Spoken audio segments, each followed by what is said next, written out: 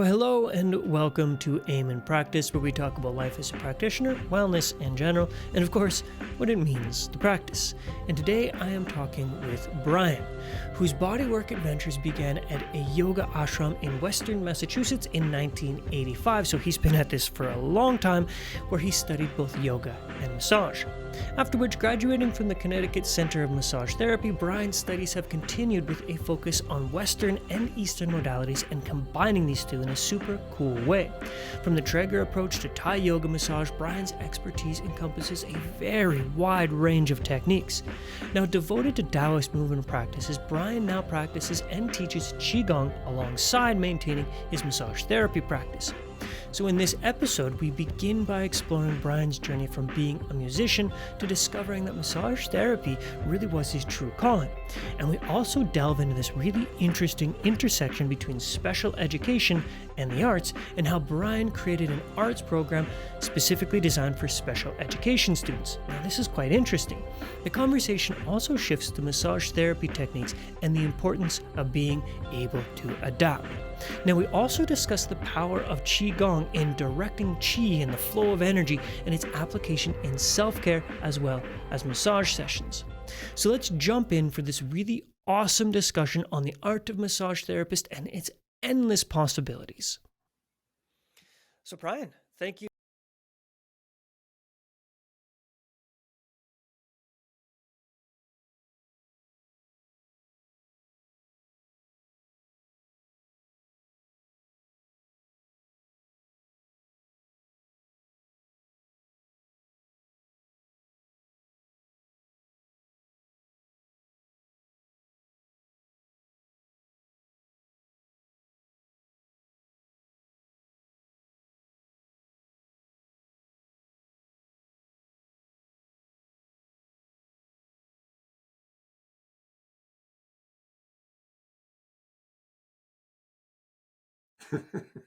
Hunger, hunger for touch. So I was raised in a family of musicians. Both my parents were musicians. My older brother and sister both are musicians, and it was just sort of expected that I was going to do the same. You can see I'm in my music room where I teach.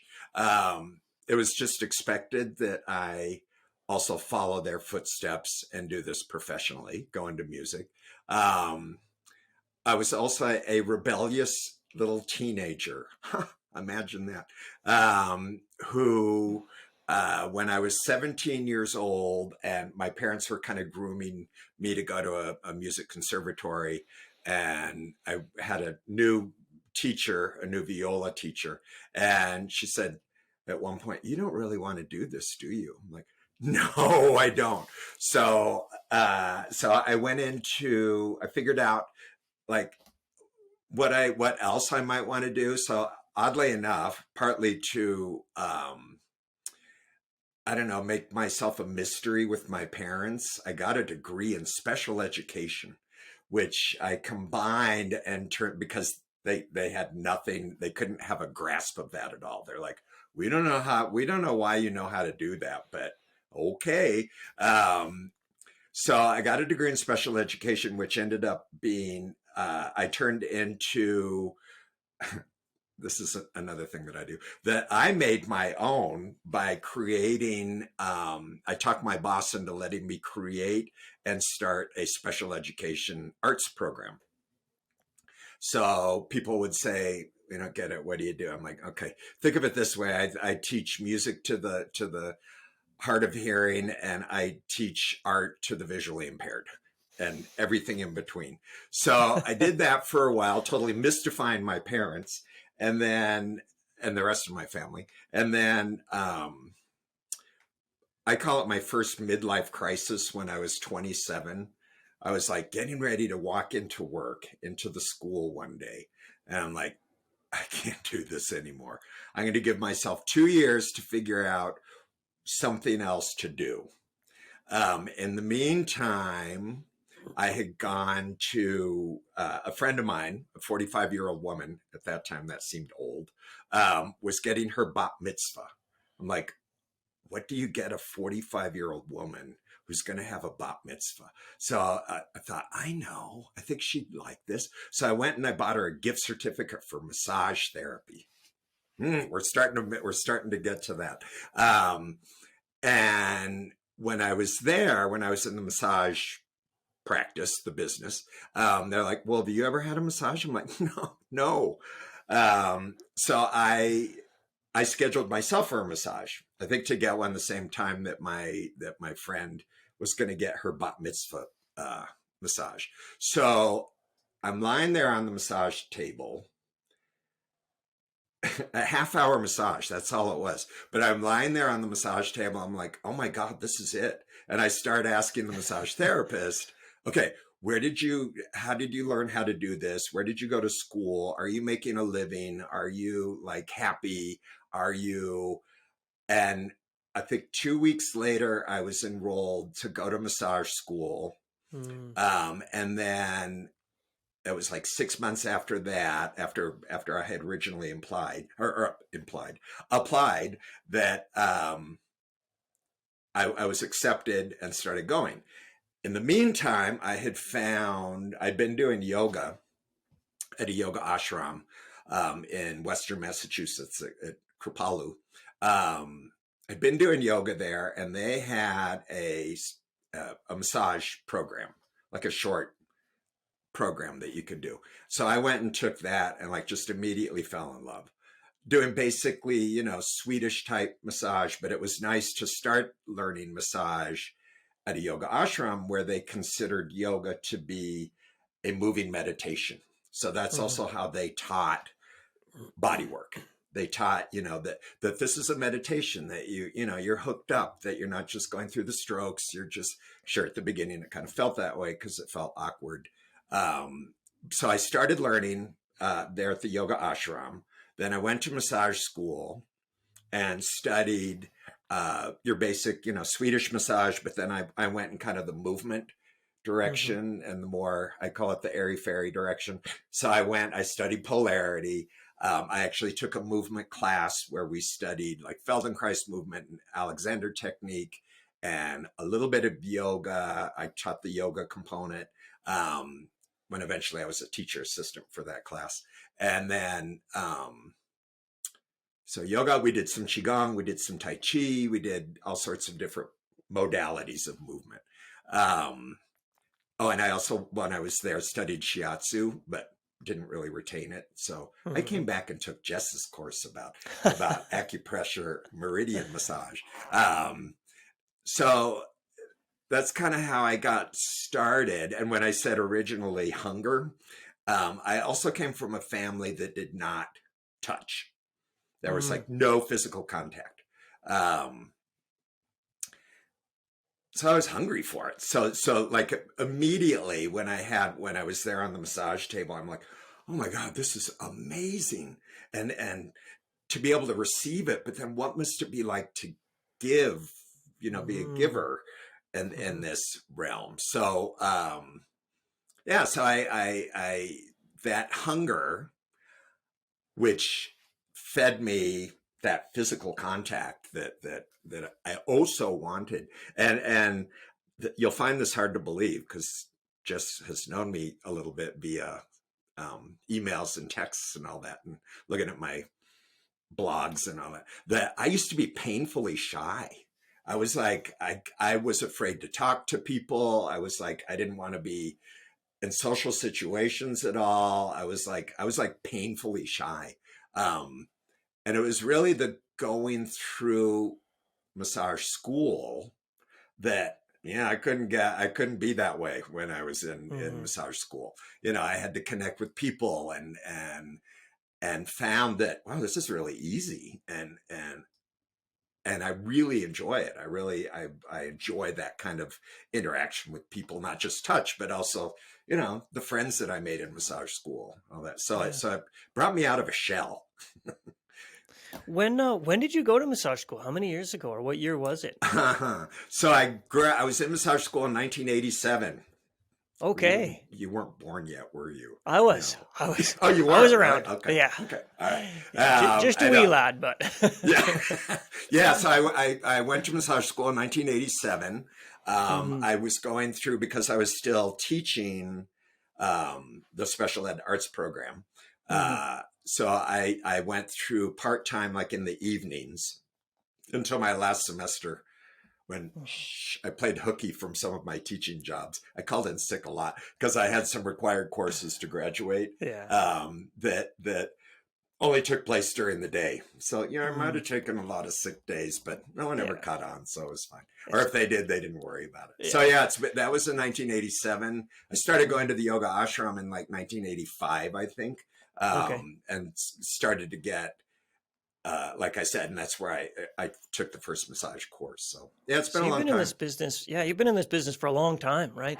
Hmm. I'm curious, like knowing that, how have you seen it change the business or the world of massage therapy, having been in it for so long? And from what I can tell, you've really been in it, like not just I'm a massage therapist, that's what I do, but it really sounds like this has been an integral part of your life, right? So with Yeah. it being so, could you tell me like what would be the biggest changes you've seen in the last 34 or 5 years or whatever it is? Number one, the perception of Okay. massage, because we used to have to be very clear about saying, no, I don't own or I don't work in a massage parlor. Of Mm-hmm. making the distinction of massage and massage therapy. And when I first started telling people back in the 80s, and my fellow teachers and all that yeah, I'm gonna do this massage thing. They're like, ooh, as though it was something Mm-hmm. risque. I think that, so the perception has changed, and also the availability of different modalities Okay. of doing body work has Mm-hmm. really broadened. And that's one thing that's also kept me in the profession so long, is that I keep learning new stuff. I keep Yeah. going, oh, that looks really cool. I want to know how to do that. Or I need a refresher because, like, I've forgotten all my meridians in certain Mm-hmm. points and all that stuff. So, Mm-hmm. so yeah, the perception, and then also just the scope of areas that you can study as a massage Mm-hmm. therapist. Um, because I did. You poor thing. Yeah, I'll let you ask questions occasionally. But I'll I sneak them did in there. after I graduated from massage school, and I had at that time we didn't have licensure, we just had certificates here in the States. And so I had my certificate, and I was certified by the school, but also the American Massage Therapy Association. So that made me legit, and that was really my motivation, that and the insurance, to be with the American Massage Therapy Association, because I'm like, I could say, yeah, I'm certified. I'm for real. Um, but it didn't take long after I graduated that I started studying. I went and studied sports massage for a while. I went and studied Traeger approach, which I loved, but actually got thrown out of the program because, like I said, I take things. That's a little rough. I wasn't really like thrown out, but I take things and I make them my own, Mm-hmm. right? I make them into something that works for me. And when I was Yeah. doing the Traeger approach, in Traeger approach, you don't apply pressure. In Traeger approach, it's all about working with the nervous system and getting joints and getting soft tissue loosened up, all through basically shaking. Mm-hmm. So I would do that, and I would see a shoulder release. I'm like, oh my God, that would be so good. Now that I've gotten that shoulder release, I want to apply pressure. And the teachers would come running over going, no, Brian, no, no, no, no, no. We don't apply pressure. We don't apply pressure. And here I was as a student, maybe going out of the box. Oh yeah, I live out of the box. What am I saying? So going out of the box a little bit and making it something that I thought, wow, this would be so cool. I could have respected the process and said, okay, let me learn Traeger approach the way Mm-hmm. you're supposed to. But I wanted to make it my own. Yeah. Um, then, I mean, there were all sorts of other things that I studied. Eventually, I studied Thai yoga massage Mm-hmm. with a guy. Not I didn't go to Thailand. I studied with Chuck Duff in Evanston, Illinois, um, and did that really kind of again part time for 4 years. Mm-hmm. Um, Fell in love with that, and then went ahead after that and studied other like Thai modalities. I did take the Thai massage, and Thai massage, they work with send lines, which Yep. are basically meridians. Mm-hmm. Mm-hmm. The send lines didn't. It was hard for me to integrate the send lines, I guess because I'd already had a little bit of experience with Chinese meridians. So again, thinking out of the box, I don't use the send lines. I use the Chinese meridians Mm-hmm. for both that, and then let's see, it's in 20. When did COVID happen? 20. So right at the very beginning of COVID, right before the quarantine, I went to Montreal and I studied Toksen Thai massage, which is a tapping along meridians.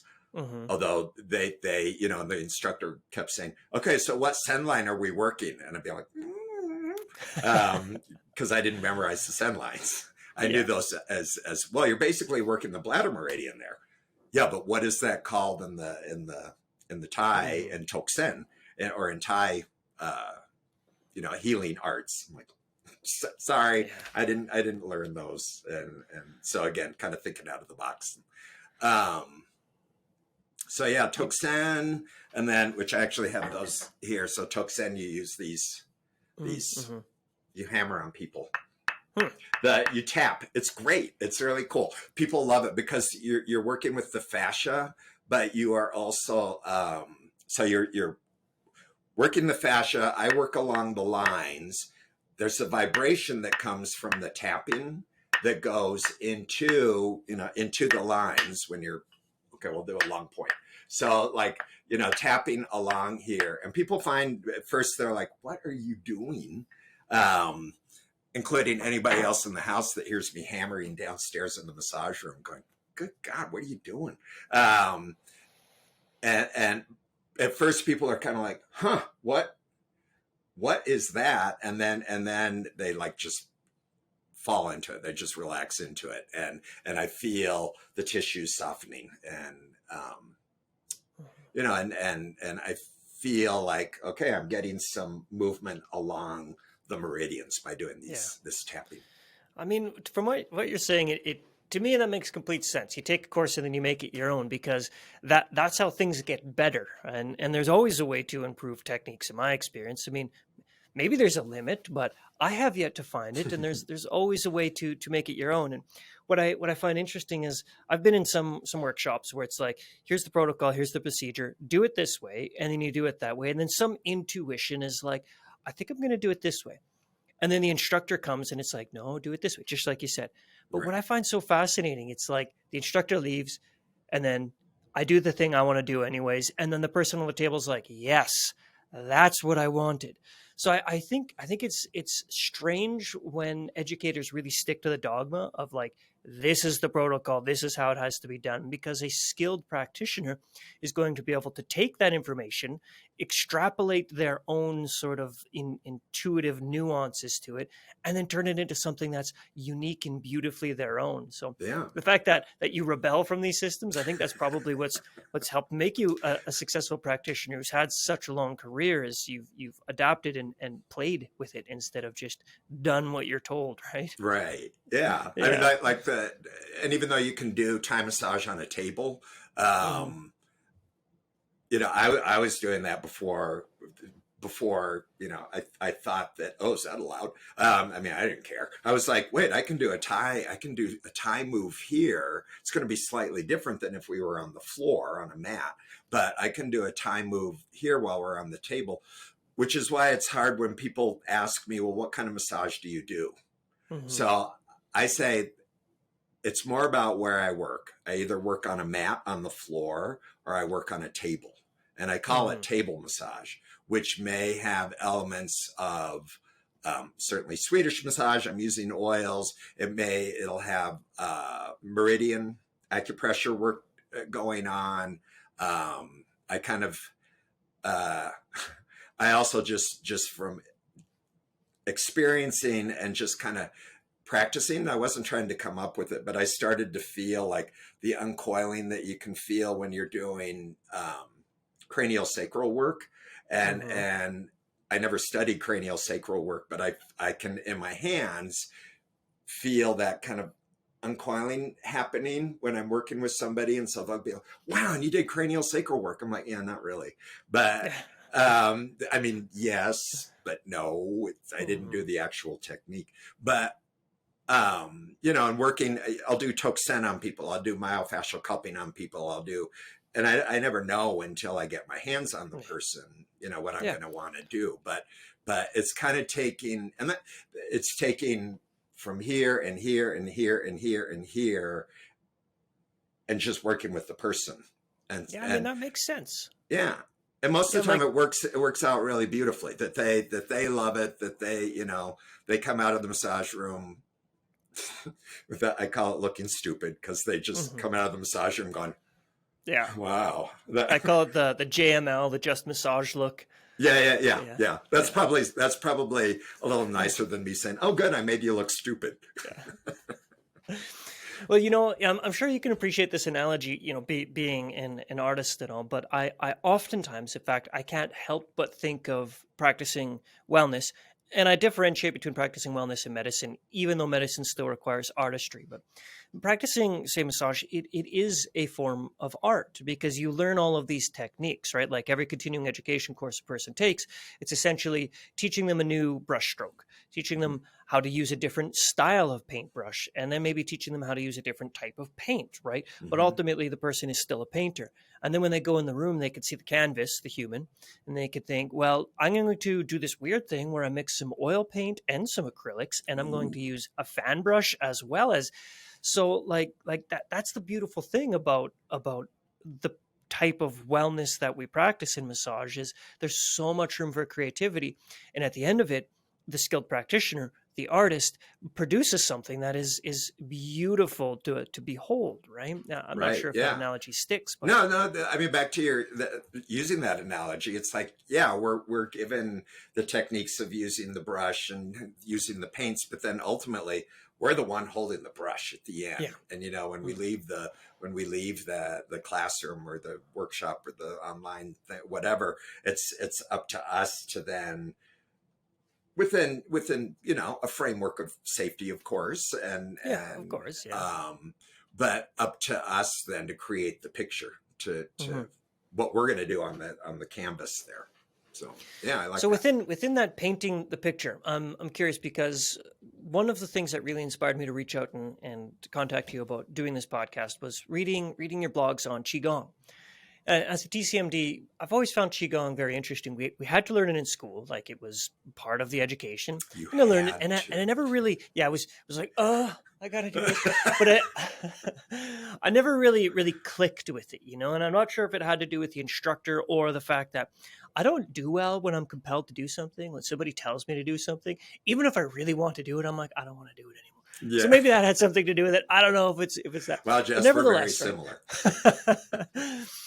similar. I've always found it interesting and beautiful, because having gone through the school of TCM, that's kind of how I think now. You know, I say when you become a TCMD as a Westerner, you basically, and I use references from Hitchhiker's Guide to the Galaxy. So you've got to drink a pan-galactic gargle blaster. Like, you have to take your brain, you have to turn it into mush and then recombobulate it. So coming out the other side, I now think like a Taoist, like a TCMD.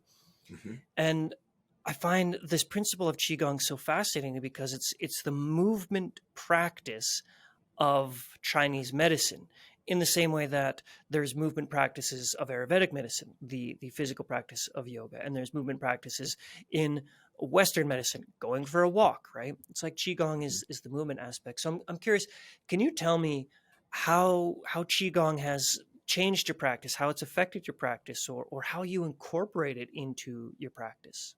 You know what? Let's back up. What is Qigong? Let's start with there. What is qigong? Yes. So qi, our body's electricity, and as you know from one of my blog posts, I try to Westernize Yeah. Eastern terminology. So we can say it's the bioelectricity in the body, and gong is the cultivation or the practice, the work of working with the chi. So it's really focusing on the chi, both through movements, very very slow movements of feeling. And at first, you might not feel it, but feeling that bioelectricity, and then kind of working it to use it, so that you move easier, that your movement is effortless. Um, so it's working with the chi, kind of directing it. Like this morning, I was doing also and this is a handy thing for body workers or anybody working in a healing, or really any service profession. I was doing kind of a purging thing, of like a purging exercise of like, okay, I have some, uh, let's say easy. Okay, keep me on track here. I have some like an easy example. Um, Energy coming from liver meridian. A lot of people go, oh, that's anger. Okay, well, there can be anger that can be misdirected, or anger that can be productive, but you could also turn that around in terms of, working with compassion. Working with the trying to reverse that anger, if your liver chi is out of balance. Mm. So like this morning doing the purging, it's just like I help a lot. I'm not patting myself. Well, okay, I'll pat myself on the back. I'm a helper. I teach music. I used to teach cooking. I do. Oh, that was my second midlife crisis. I do. I take care of our house. I take care of our dogs. I take care of, and I'm not saying this to go wah, but I'm Hmm. saying this because I have to remember to take care of myself, Yeah. which I can do with the qigong. Is my way of doing that. It's my way of working with my qi, directing it to where it's going to be more beneficial for me, and then but also purging, waste, purging maybe qi that I don't need. That I can Hmm. let go of that. Yeah. So qigong, um, for me, has really been, that's the me time. And that is keeping me from, I used to say every once in a while, because it was hard for me to find someone who I enjoyed exchanging massage with. I'm picky. As you Finally I should found be. somebody, but um, I used to say to people when I get really busy, which summertime is my busy time, because I do massage therapy for an opera company up in the mountains, and so I'm like really busy, and I get to a point where I can be like, nobody gets touched till mama gets touched. Okay, nobody's gonna, until I take care of myself or someone takes care of me. Nobody's gonna get. I'm not. Hmm. I don't have it in me. I don't have um, the electricity to make it happen. For me, the qigong is that, where I can, it's the me time, but Hmm. then I can also use it. There's certain forms that I use beforehand before I go and work on somebody. If I'm feeling like disconnected, I've just come home from teaching music at the high school by our house, and I come home and I'm like, okay, I have to shift gears and get ready to give a massage, and um, I'll practice. There's a form of qigong where you're cultivating, especially into your forearms and into your hands. You're really feeling the chi. You're cultivating that chi and bringing it to, not that it's all going to be just in my arms and my hands, but really directing the chi to make it so that I can give the best session Hmm. to my client. I also use the qigong where I'll use, even off the body qigong healing type work, where I'll work off the body. I don't do that a lot, but occasionally I'm like, you know what? Let's just kind of finish with some of this, and people Mm-hmm. will be like, wow, I can feel where your hands are, even though I'm not touching them. And then I also, because in qigong we focus a lot on acupressure, acupuncture points, and of tapping. Like I start every morning with tapping. Okay, I'm going to do Yeah. all my gallbladder. I'm going to do stomach. I'm going to do to clear my sinuses and stuff. Well, I'll do that with clients as well, Nice. which also brings me back to, and your um, uh, acupressure meridian class really helped to bring that, or yeah, course really helped to bring that back to me with clients. And that, yeah, I'll use some of those points, and Mm-hmm. I use typically tapping, although I do use all the other techniques that were in Yeah. that class that I sort of um, I started learning when I started getting curious about Tui Na, about the Mm-hmm. Chinese massage. Yeah, I Um, mean, quite frankly, that course is just straight Tuina. I was right. teaching at a college, and I was teaching Tuina. I was at a TCM college, and it was acupuncture students. Hmm. And as an acupuncture student, you have to learn Tuina. But I had also just finished a 8-year stint teaching massage therapists, and I'm like, why don't I teach massage therapists this? But it turns out you can't really market Tuina. Like the reality is, there's a very narrow demographic of people who are like, I want to do Tuina. Like, what is it? Right. So it is Tuina. I just relabeled it as acupressure and meridian massage. And what's cool about what you just mentioned is, when I was creating the course, I was looking at all of the reference texts that come from China, and I listed out all of the techniques I could possibly find. There's like 170 some different techniques, and I'm like, this is absurd. No, nobody's going to learn 170. And I, as a practitioner, I use three, maybe four. Hmm. So I think that's super important to know. It's like when you do learn something like acupressure or any of the other techniques, you can kind of like pick the one you want. And like Right. if I go to a continuing ed workshop and I come away with like one tiny nougat, it's a win. If it's Hmm. if it's I learn how to use this new tapping method. But there was something you said as you were describing that I would like to dig into. You were talking about how you finally found somebody to do a trade with, right? That you're picky, and as you should be. I mean, I'm very picky too. So, with that being said, what exactly about this person, or what do you look for when you're searching on a practitioner? What I'm really trying to get out here is, what do you think makes a great practitioner? That I don't get bored in a session. I mean that's, and I told my this guy that I found, Eric, that I exchanged massage with. Um, he finished. I went to him. I paid for the first session, and I told him afterwards, and he hasn't been doing massage that long, like a couple of years. And I told him, I'm like, wow, thank you.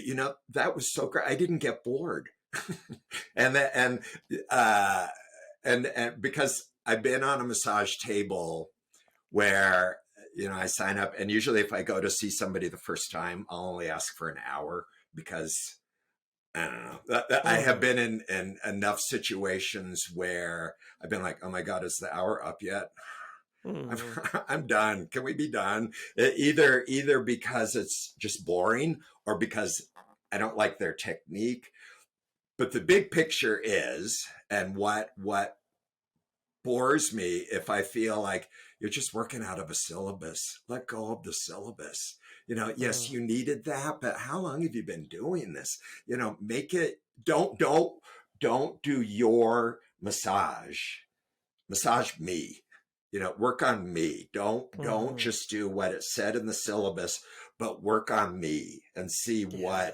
how do I move? Where do you feel adhesions? Where do you feel um like uh what like your pressure's okay? Well, the yeah, go ahead and ask, but um work on me, like communicate with me, do a dance with me, not just Mm-hmm. like, okay, this is I'm going to use that analogy. I like it. This is how you do a waltz, and you're looking down at your feet, going 1, 2, 3, 1, 2, 3. No, come on, you got to move. You got to Mm-hmm. let go of the 1, 2, 3, and 1, 2, 3. Maybe you accidentally like make a wrong move with your feet at some point. Um, Not a massage, but on the dance floor, and Yeah. you correct it and you move on. And I think it's when I feel like um, that if the person is stuck to the syllabus, Mm-hmm. if they're just doing okay, and then next we do this, and then next we do this, and Eric, I know, and he'll hear this, so I adore you, Eric, really. But the I had the first Thai session that I had from him. I'm like, wow, this is great, and especially finding someone that can do Thai, Mm-hmm. that like, and just move me and move with me. Um, Second session was not so much, and I don't know if it was just his frame of mind that day. I'm sure we'll talk about it now. His frame of mind, but it wasn't quite the same. And I'm like, okay, you're tired, you're not into this. What's this about? I didn't say anything. I'm like, just get what you can out of this. But it Mm-hmm. wasn't the same thing because it felt like you're just doing technique. Right. You're not doing body work. You're not dancing with me. You're just doing Mm-hmm. technique. And Yeah. and it's when things get so tied into the technique that um and that can be a matter of either inexperience, or also you've just had a long day and you're Yeah. getting to the end and you're just going through the motions. Well, and when I don't have as full-time of a practice as I did for 10 years after I graduated from massage school. I had a full-time practice where I was seeing basically 5 people every day, 5 days a week. And I would tell people when they called to make an appointment, I'd be like, okay, you know what? You're number 5. So my massage is going to be a little bit different than maybe 1, 2, or 3. So Mm-hmm. just so because I would try to keep it at 4, but would take on that 5th client. But Yeah. I always let them know that, and somehow that kind of freed it up for me also, because then I could just relax and I didn't have to, like, I wasn't trying to prove anything, or I wasn't trying to, it's like, okay, your client number 5, I'm going to be tired. So don't, what does that really mean? Uh,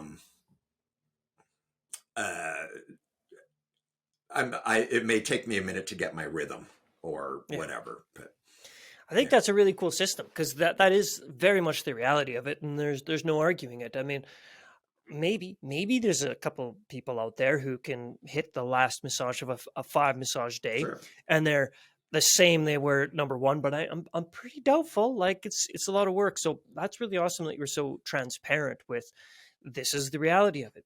Right. And I'm also curious about, you say the thing that makes massage really great is get out of the syllabus, do the dance, right?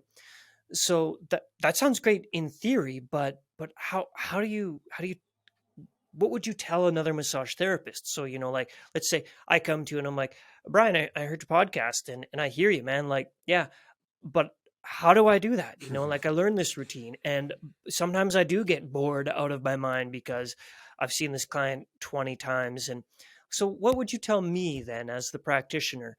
How do I improve based on your insights?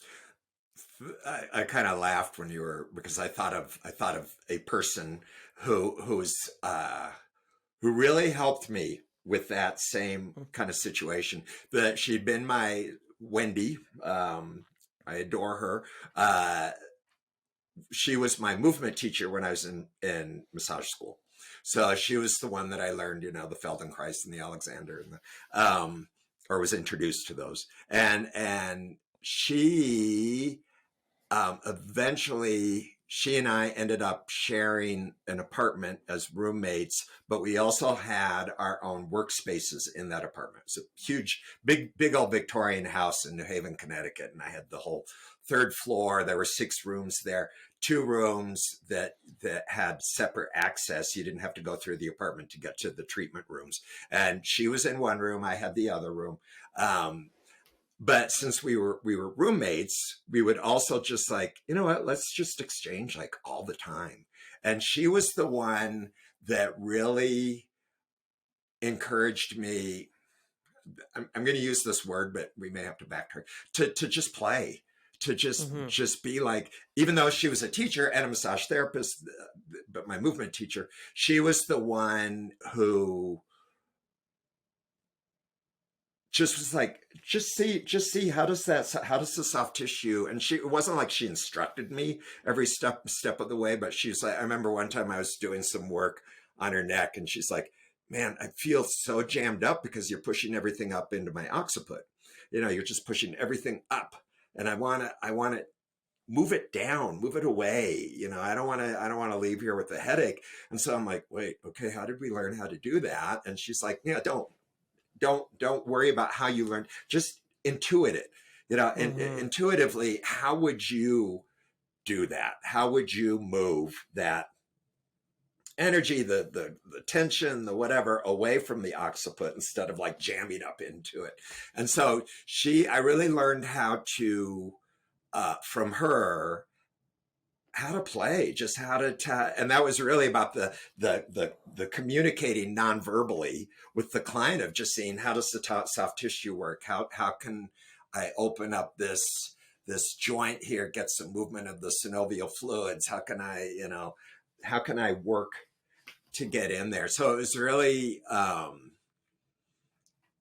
yeah, it was just encourage me. That's where I learned the you know, work on me. Don't do what you learned in just what you learned out of the syllabus in massage school. Sure, you need those things, you know. Yeah. Yes, to be, number one, safe, and so that you're not being a total freak while you're working on somebody on the table. But you know, I've had, and I wrote you about a client that I have, and I won't go into a lot of specifics about it, but a client that I have with a traumatic brain injury and cannot be moved, you know, was paralyzed, but now there's so much spasticity in the muscles that like if I try to move her arm, you know, I can't. Yeah. So one time she was paralyzed. Now she can walk with help, but she came to me originally for Thai massage because that was recommended. So I'm like, okay, well, we'll go on the floor, we'll work on the mat, and I'll do Thai and see what, and then quickly realize, yeah, this ain't gonna work. Number one, we need to move on to the table. Number two, she's going to be on her back the entire time. I can't go from prone to supine. You know, I can't be moving her around because every time I do, everything seizes up. So, and at first I got really frustrated, of like, God, what am I doing? I don't know how to help her. I don't know how to help her. And I talked to her at one point, and I'm like, you know, I'm not going to say that I can't work with you, but I just want to make sure that you're feeling some benefit out of this, even if it's, you know, just having some touch, coming over and seeing our dogs at the house, you know, coming over and you know, hanging out with me. And as soon as I kind of let her know indirectly that I'm like, I feel helpless. I don't know how to help her. And as soon as I did that and kind of acknowledged that, then she came back a couple weeks later. She comes every other week. She came back, and I just started like, I'm just going to feel, what do I feel in her body? You know, I'm not going to try to move her a lot. I'm not going to try to just be on her back on the table. Okay, maybe I'll move and see, how does that work? You know, if I pick up her leg and do kind of a Thai move, or I'm doing a rotation of her hip, a little bit in the knees, and and now it's kind of, and I only came up with the name for it because I'm like, I don't know what this technique is. She's like, yeah, I come to him for Thai massage. I'm like, well, not really. The closest thing, if somebody needed a name to put on it, it would be Twina. That Mm-hmm. I do Twina massage with her, and that I'm working on acupressure points and uh, working the meridians and feeling, can I feel some movement on that level.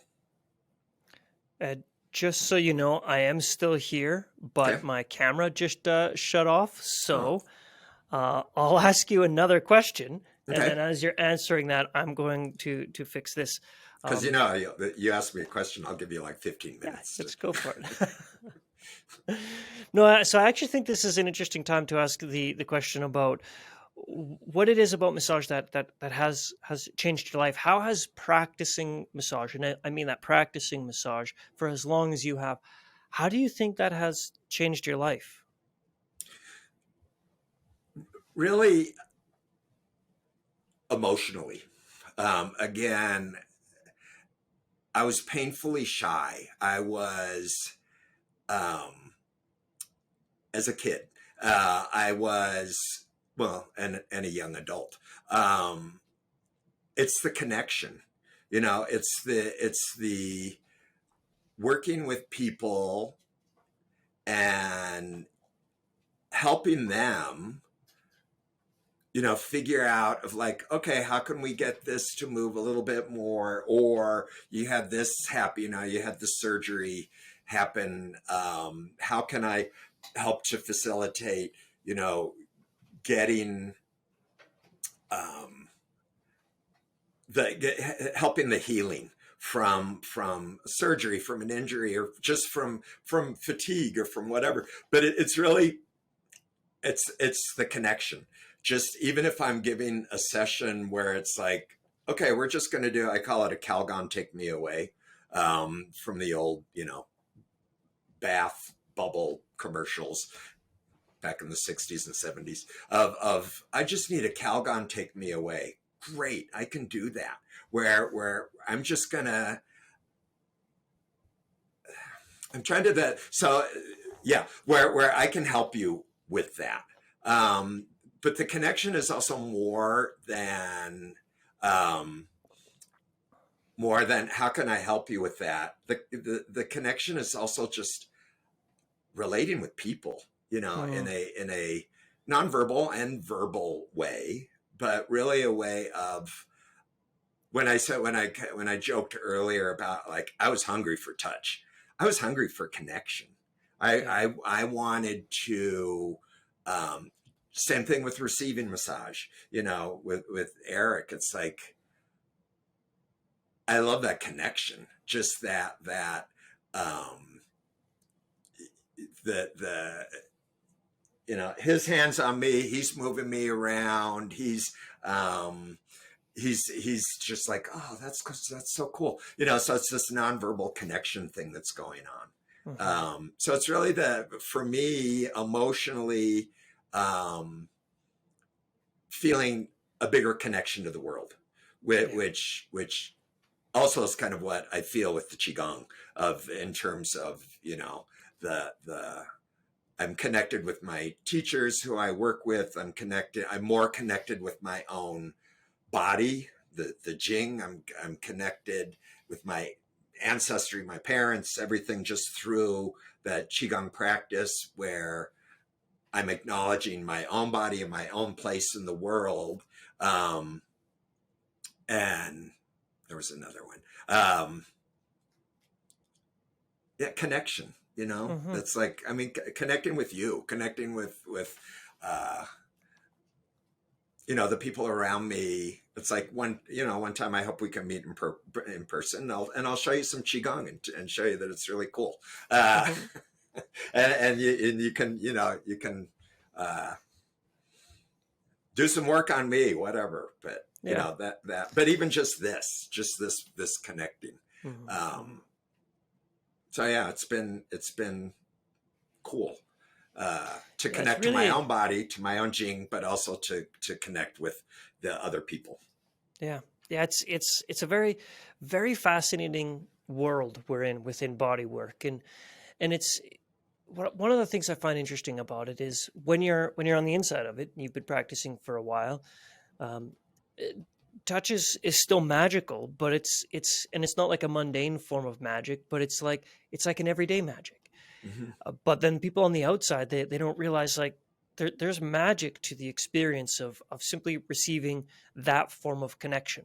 I've Hmm. talked about this on previous podcasts, but this idea of just non-sexual touch, just having that physical contact, it is so deeply baked into humanity that Hmm. when we don't get it, I think it's cause for illness in some cases. So I think that's a brilliant answer. Just connection. Yeah. Yeah, yeah. I mean, but before I had touch, I had connection, I had, with my own family, with people growing up with, and I'm talking, growing up into my 30s and 40s. But um, I forgot where I was going with that. It was deep and profound, I'm sure. It'll come back to me. It'll come back. Yeah, Yeah, yeah. yeah. Yeah, so as we kind of come to the end of our time to chat here, there's a few more things that I'm interested in discussing, and largely it has to do with the fact that you have been doing this for so long. Like really, there's not a lot of massage therapists who have been in the industry for as long as you have, and from the sounds of it, you've taken a lot of education, right? And this is likely a selfish question as a provider of continuing education, but one of my goals is to provide like the best possible course that I can. Like I am genuinely interested. That's my top priority. So as somebody with the experience you have and having done as much courses as you have, I have two questions. And one is what makes a great course, and the other is what makes a great teacher. So, okay, let's start with what makes a great course. The If I can feel like, and I need to go into a course being receptive as well, being ready to you know, um, soak in any knowledge that the teacher has for me. Um, but it's looking for just those little seeds, those little things of like, oh man, that is so cool. I never thought of it that way, or I never thought to apply pressure that way, or I never uh, considered that acupoint in this way or whatever, just some little thing, going in like totally receptive. And as I've also learned from qigong teachers, I go in and I take a course, or I'll do something, if it's a live course, and I'll be like, oh yeah, well, I've done this, but I'm interested in seeing what you're doing. No, you have to go in every time as, I don't know anything. It's like back to qigong. There are 7,000 over 7,000 different forms of qigong, and so someone's saying, "Oh, I'm going to teach you, uh, um, the tiger from the animal frolics," and oh yeah, I've done that. And then I go in there and I'm like, holy crap, I didn't know any of that. And so Mm, it's really going into a course just gonna I want kind of as a blank slate of mm, just mm, like, I don't know, uh I want to see what is something new that I can take in or not, or so it's going in hungry, it's going in as a blank slate. A good teacher, um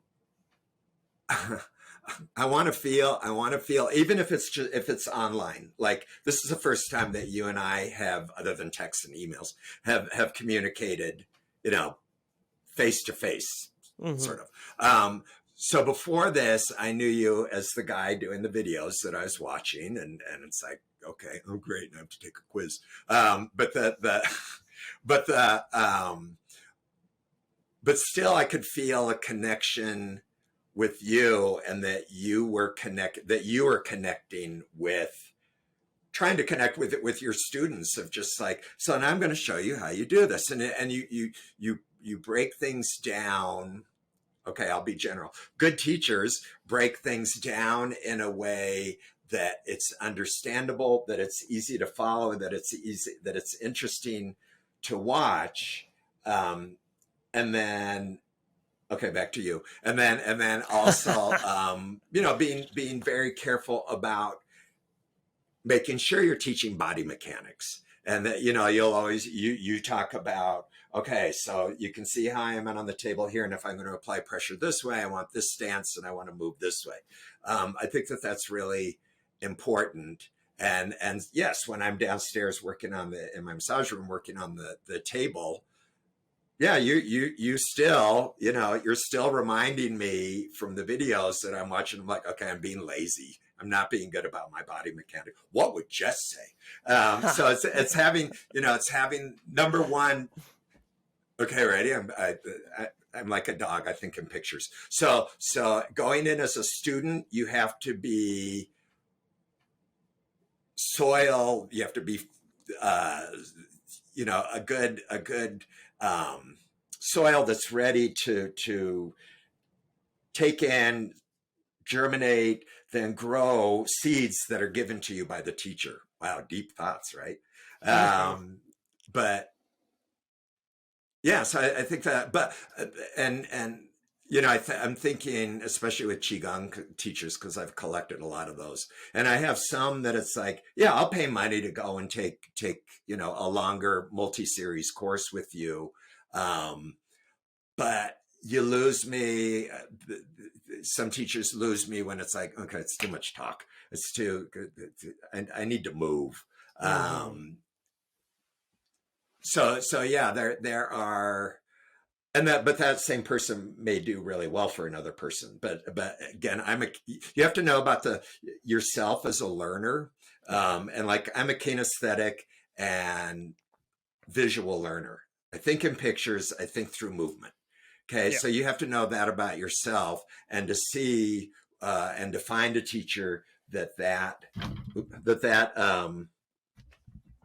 works well with, that jives with. Mhm. Does that make sense? That makes complete sense. No. Yeah. And Huh. I think that's a great place to tie a little bow on our conversation. Ah, yeah. Yeah. No, I Okay. really appreciate you taking the time and your insights, and I'm grateful to have chatted with you. So I thank you. know. I'm really happy to have gotten to know you a little more, and through this, seeing you visually, and um and yeah, it gave me a couple of hours to like talk about myself.